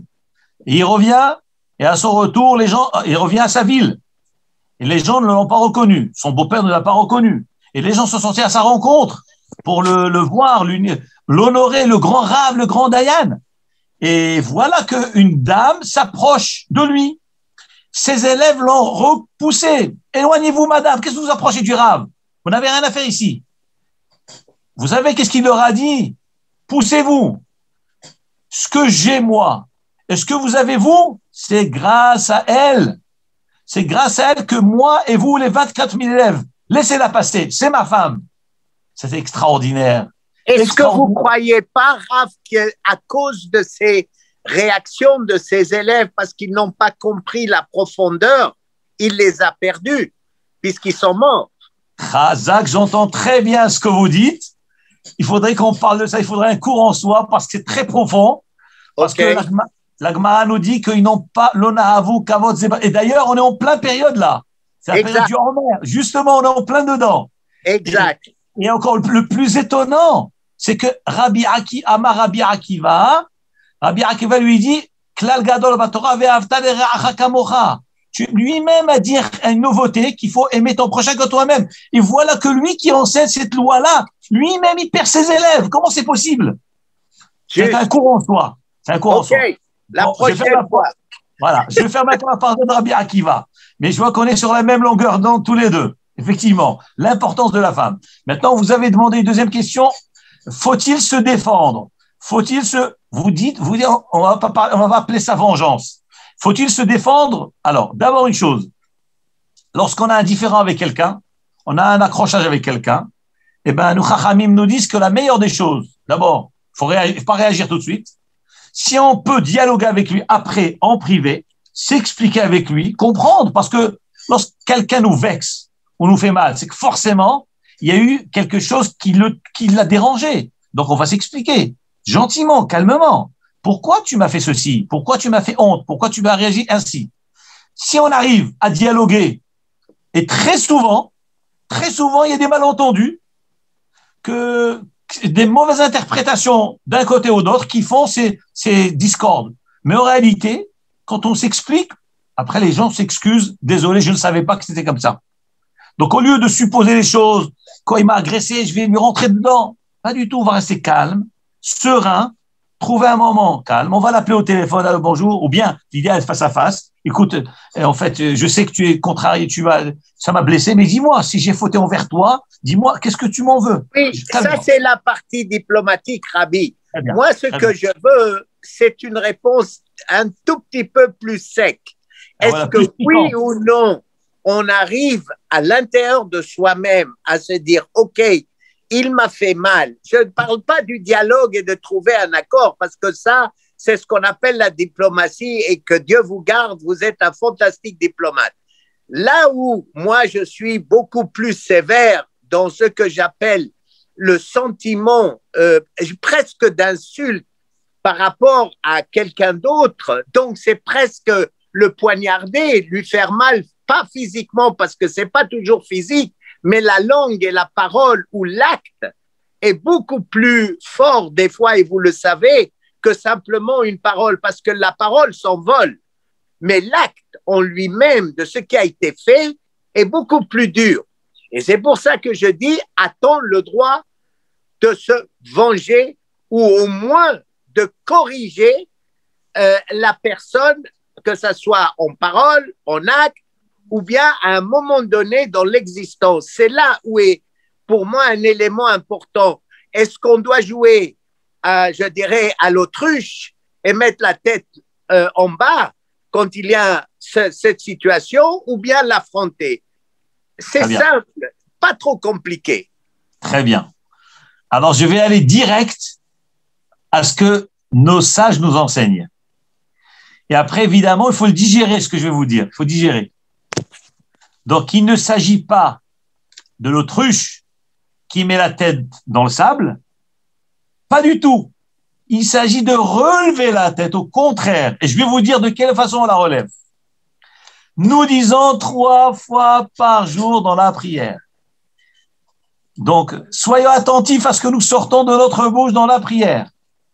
Le dernier passage de la Hamida. Nous disons, Elokai, mon Dieu, Netzor Leshoni Mera.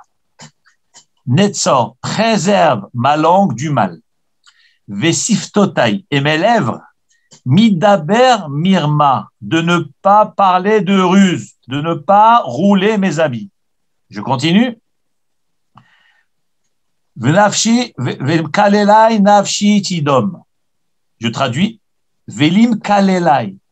Ceux qui me maudissent, Nafshi, mon âme, Tidom, qu'elle se taise. Que mon âme se taise, Hachem, donne-moi la force de me taire. À quel point? À quel prix? Écoutez bien ce gaon. C'est très fort ce que je vais vous dire. À quel point il faut se taire? Velim Kalelai. Et à ceux qui me maudissent. Nafshi, mon âme, petite d'homme, totalement calme, comme un mort. À quel point? Venafshi ki afar, à tel point que mon âme doit être considérée afar, comme de la poussière, la colle qui y est pour tout le monde. C'est-à-dire, donne-moi la force de faire en sorte que mon âme devient comme de la poussière. C'est quoi la colle? Que les gens piétinent. On m'a maudit. Et on m'écrase, on me écrase, tout le monde m'écrase. Rien. La colle qui y est. Ça, c'est la traduction simple. Je vais monter 2 degrés. Attendez, vous allez voir, c'est pas fini. Vous allez voir, c'est incroyable. Le Rav Hida Alav Shalom, il dit sur ce passage, qu'est-ce que ça veut dire la colle qui y est? Que mon âme soit considérée comme une poussière pour tout le monde. Que veut dire ce terme pour tout le monde? Qui c'est tout le monde? Qu'est-ce qui vient inclure? Il dit le Rav Hida Alav Shalom, Ben Gadol, Ben Katan, Ben Ashir, Ben Ani, Ben Chacham, Ben Tipesh. Je m'explique. Que mon âme soit comme une poussière pour tout le monde, que c'est tout le monde. Pas seulement pour les grands. Évidemment, quelqu'un qui est plus grand que moi, évidemment, je suis une poussière devant lui. Il est plus chachouf, plus important dans la société que moi. Lui, c'est un grand PDG. Moi, je suis un petit employé. Évidemment, je m'écrase. Mais même quelqu'un de plus petit que moi, plus bas que moi dans la société, il m'écrase, il me maltraite. Je me tais. Je continue. Ça, c'est Gadol et Katan. Achir, Ani. Pas seulement quelqu'un qui a des moyens financiers beaucoup plus que moi. Il est beaucoup plus riche que moi. Il a des immeubles, il a des comptes en banque partout. Il m'écrase en une seconde, évidemment. C'est évident qu'il peut m'écraser facilement, que je veux me taire devant lui. Mais même quelqu'un qui est rien du tout devant moi. Moi, je suis milliardaire, lui, c'est un petit rien du tout. Il n'a même pas de quoi vivre. Il m'insulte. Ce petit rigolo-là. Ce petit minable, il n'a rien du tout. Même pas un centime dans la poche. Alors que je suis riche. Je me tais. Souvent, les gens qui sont riches, on les touche. Oh là là. Hop, inacceptable. Vous imaginez, vous parlez mal à un riche parce qu'il a les moyens, parce que vous faites une petite réflexion, ils envoient balader à des kilomètres. Quoi, parce que tu as des moyens, parce que tu es riche, tu te permets de tout.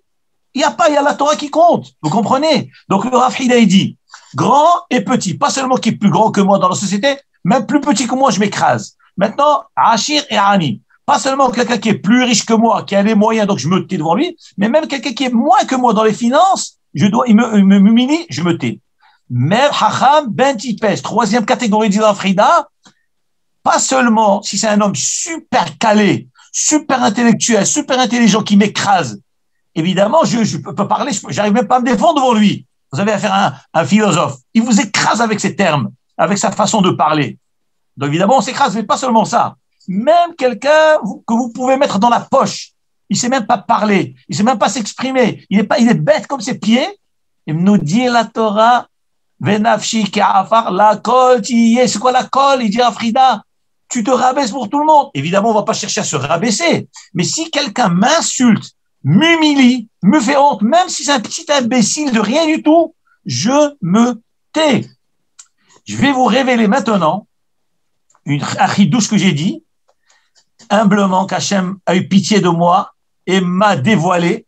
Je l'ai dit à Genève, il a été diffusé sur tous les réseaux sociaux et Baruch Hashem avec des jeunes voix qui ont fait ça. Je vais vous dire sur ce passage-là, c'était en plein cours à Genève, sur ce passage-là, où c'est marqué Venafshi ki afar la kol tihye. Que veut dire Venafshi? Mon âme est comme de la poussière. Donc c'est péjoratif. La poussière, c'est quelque chose qui est tout petit. C'est la afar. Donc tout le monde écrase, tout le monde marche sur la poussière. Donc moi, je suis de la poussière.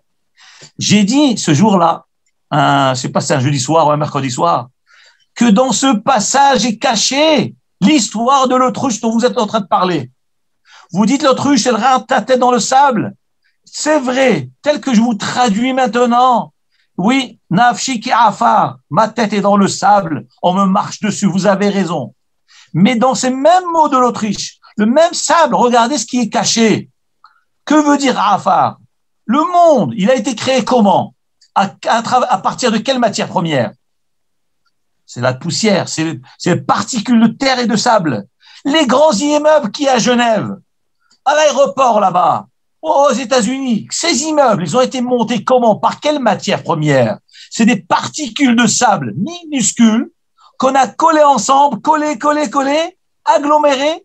Ça a donné des immeubles de centaines d'étages. Eh bien, c'est ça le cadeau de l'humilité. Le afar, ça veut dire Venafshi ki afar.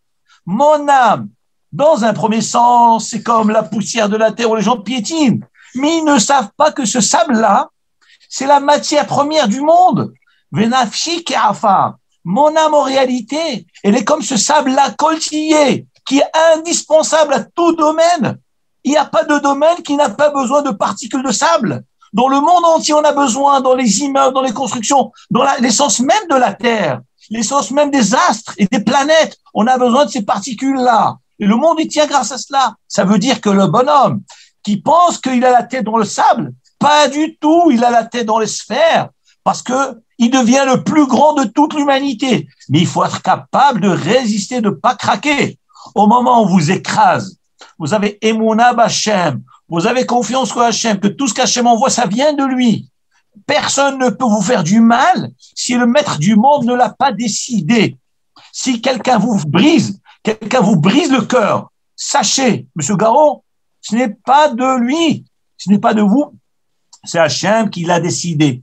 Il faut le savoir.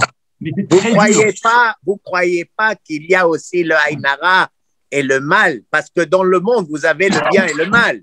Donc, il faudra prendre un dafalgon. Hein? Vous êtes en train de vous enrhumer, Rav. Vous prenez un dafalgon de 1000 milligrammes. C'est très important, Rav. Un thé chaud. Oui, mais aussi dafalgon, parce que vous êtes en train de préparer une petite grippe. Faites attention. Au Hachem, ça c'est l'effervescence de la Torah, Monsieur Garon. Ok. Oh, écoutez, je sais que je prends beaucoup de votre temps, mais je comprends le message. Vous êtes en train de parler d'un degré kabbalistique au 3e peut-être et même au 4e degré. Et ça, je comprends. C'est-à-dire que vous êtes monté de ce qu'on appelle la matière et à quelque chose de beaucoup plus spirituel et de métaphysique et dans lequel la poussière n'est qu'un élément de ce qu'on appelle la petitesse qui est très grand. Donc, je comprends. Il n'y a aucun problème. Je vous remercie parce que je ne veux pas prendre plus de votre temps. Et comme d'habitude, Shabbat Shalom, Hag Sameach et qu'Hachem toujours vous guide dans tout ce que vous avez d'exceptionnel, qui est la sagesse qu'Hachem vous transmet. Il faudra nous dire un peu les demandes que vous faites à Hachem. Peut-être que vous nous mettez aussi dans vos prières quand vous ferez le mishmat Amen. ensemble. Amen. Comme ça, nous soyons tous bénis par vous, Rabbi. Amen. Si Monsieur Dieu veut. Gaon, que Hachem vous donne une longue vie. Amen. Des petits-enfants, arrière, petits-enfants. Be'ezrat Amen. Hachem, assister à toutes les smachot, tous les mariages Amen. de tous vos enfants, petits-enfants. Et qu'on puisse Amen. se voir en tête à tête, avec de la simcha dans Avodat Hachem, dans la joie Avec de vos grand enfants. plaisir, Rav. Que Dieu vous garde. À bientôt. Parce qu'on voit l'amour de la Torah, mamash, l'amour de la Torah, c'est quelque chose qui nous touche très, très profondément, vraiment. Ce grand. Amen. Bon, Merci. À bientôt. avec plaisir. Amen, à très bientôt. S'il y a d'autres questions, avec plaisir, à Botaï. Ce que vous voulez. Par rapport à Rachel, Rav, Oui. moi j'avais entendu qu'elle est très très proche d'Hachem parce qu'elle a tellement souffert et avec son abnégation par rapport à sa sœur, qu'elle a laissé sa place et tout, elle est très près d'Hachem, c'est vrai? Vrai. Évidemment que tout paye. Plus on se rabaisse pour l'amour de Hachem, pour ne pas créer de chilul Hachem, plus on est haut devant Hachem.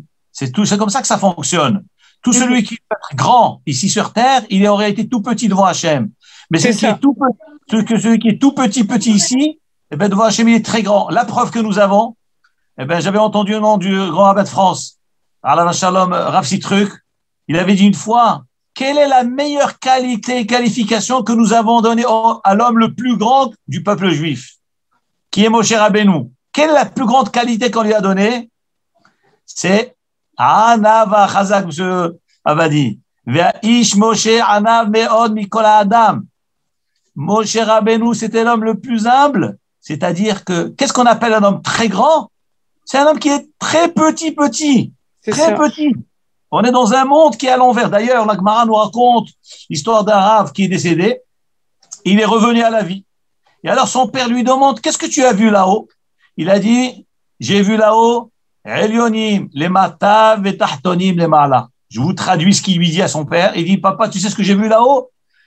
Il est mort pour une fraction de seconde. Il a dit, j'ai vu dans le ciel, Elyonim, ceux qui étaient importants sur cette terre, les matas, dans le ciel, ils sont tout petits. Ils sont dans la base très bas, une place très très basse dans le Gan Eden.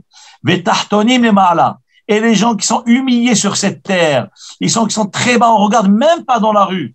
On n'ose même pas les regarder. Alors, ils sont très hauts dans le ciel. Akadosh Baruch Hu, il a ses calculs. Celui qui est humble, qui est petit sur cette terre, il est très très haut là-haut. Vaut mieux être parmi les gens qui sont humbles dans la masée. On a tout à gagner. Amen. Vous avez raison, Rav. Tout à fait. Mon Dieu, il faut être discret. Moi, je me cache. Moi, ras veshalom. Moi, je trouve que Hachem, c'est le roi. Moi, je suis une poussière. J'essaie juste de faire le bien. J'ai mes erreurs, mais j'essaie vraiment de faire le bien. Moi, je trouve que ras veshalom, ceux qui ont la couronne. Vraiment. Moi, je comprends pas. C'est sûr, il faut rester petit. Vaut mieux rester petit que grand, tout petit. Oh, bah ça, petit, comme une fourmi. Ça, c'est sûr. En tout cas, je voulais vous souhaiter une très belle fête, une très belle continuation. Merci infiniment pour les cours que vous donnez de votre cœur. Merci à Baruch, ce qu'il fait dans ses cours, comme il fait. Et Shabbat Shalom, et on va chanter la chante justement de la mer, qu'elle s'ouvre, et que ça nous donne toutes les bénédictions, si tu veux, et beaucoup de santé. Amen. Et que Mashiach soit là, si tu veux. Amen. Je voulais juste vous dire un petit mot. Oui. Un tout petit, j'ai oublié de vous dire que un des rabbinim, il y a quelques années, qui était à Aix-les-Bains, il nous a raconté, c'est Rav Brandt, il nous a raconté une histoire qui est arrivée avec un Rav, il y a peut-être une centaine d'années, en Lituanie. Il était en train d'expliquer à ses élèves, il leur donnait un cours sur la Shira et sur la traversée de la mer Rouge. Il a voulu un peu décrire, leur faire sentir. Il a amené une bassine avec de l'eau. Il leur a dit, voilà, c'était une bassine comme ça, il y avait de l'eau. Et moi, j'ai frappé. Et on raconte qu'il y a un miracle incroyable qui s'est produit à cet instant-là aux yeux de ses élèves, que la bassine d'eau s'est coupée en deux. C'était quelque chose d'incroyable. Et c'est Rav Brandt, ceux qui ont connu, venaient avant à Genève. Et lui, il a raconté qu'il avait entendu d'autres rabbinim et que ça s'est passé en Lituanie. C'est incroyable, des miracles comme ça. C'est pour ça que je vous dis que c'est des moments très propices. Akadosh Baruch Hu, il ouvre les cieux, les miracles sont là, et prier Hachem du fond du cœur, et chanter Hachem, et garder la simcha. Toujours la joie. Be'ezrat Hachem. Amen. Amen. Que des bonnes choses là, nous, Hachem. Que des bonnes choses. Amen. Merci, Rav. Merci beaucoup. Extraordinaire le cours. Merci. Hadak Baruch. Passez un bon vieil chez le Pessah. Amen. Et que de la simcha be'ezrat Hashem. Amen. Merci Rav. Ak Sameach et Shabbat Shalom. Merci Shabbat beaucoup. Shalom. Que Merci. celui qui bénit soit béni. Amen, amen, amen. Amen. Et celui qui est rebéni soit aussi béni. Amen. Tous ensemble. À très Et bientôt. Mashiach. Vite Mashiach. Amen. Shabbat Shabbat Shalom. Shabbat Shalom. Amen. Merci beaucoup. À demain.